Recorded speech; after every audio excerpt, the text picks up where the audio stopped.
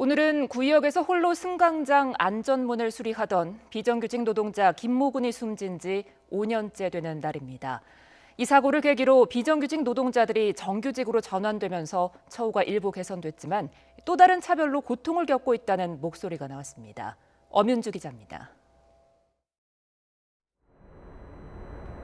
서울 지하철 2호선 구의역입니다. 지난 2016년 이곳에서 스크린도어를 정비하던 하청업체 직원 김모군이 열차에 치여 숨진 지 5년이 됐습니다.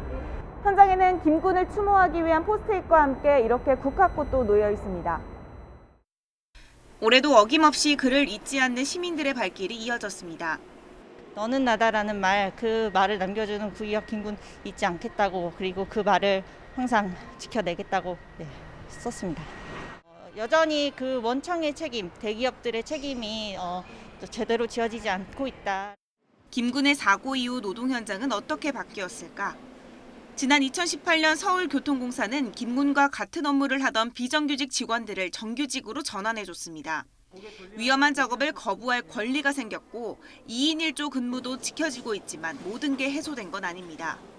급하게 정규직 전환이 이뤄진 탓에 업무가 주먹구구식에다 혼선을 빚기 일쑤입니다.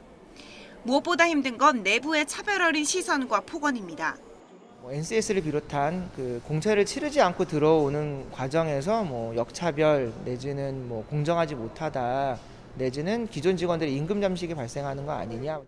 노동환경건강연구소가 서울교통공사 승강장 안전문 분야 종사자들에게 실시한 설문조사에서 응답자의 20%가량이 높은 수준의 직장 내 괴롭힘을 겪는다고 답했습니다.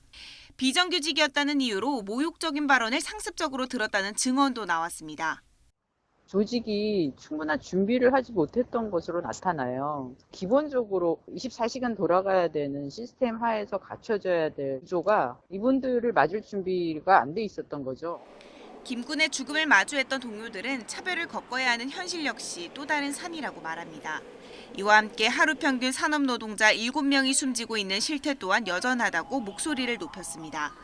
하루빨리 정말 적어도 일하다가 사망하는 노동자가 없었으면 하는데 당연히 법적 강제력과 그에 따른 징벌적인 그런 처벌 조항이 있어야지 최소한의 안전규정 등이 지켜지고 마련될 수 있다고 보여지고요.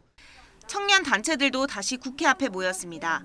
5인 미만 사업장에 대한 법 적용을 제외하고 기업의 책임을 완화한 지금의 중대재해기업처벌법은 누더기라며 이를 통과시킨 국회와 정부 여당을 규탄했습니다.